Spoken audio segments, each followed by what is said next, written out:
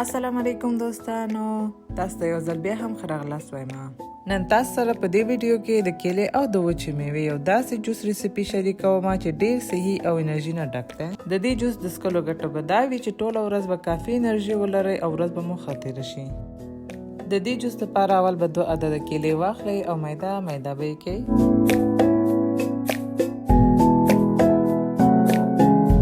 کیلې چې مو میده کړلې بیا به یې جوسر کې واچوئ.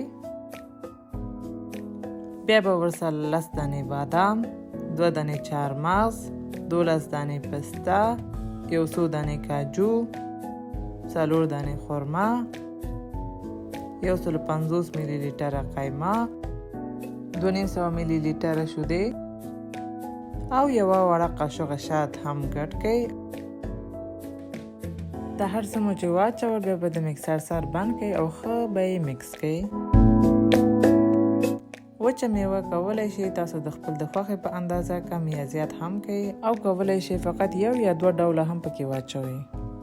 دا جوس هډوکو دپاره هم ډیر ګټور وي. تاسو کولی شئ کور کې د مشرانو او ماشومان لپاره هم جوړ کړئ.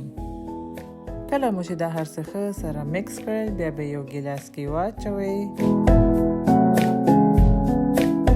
د زینت لپاره کولی شئ د پاسه پرې میده شوې وچه میوه واچوئ. ما دلته بادام میده کړو، په سر مې ورته وشیندل. ستاسې د انرژي ډک د کیلې او د وچې میوې جوس نوشجان کولو ته آماده دی.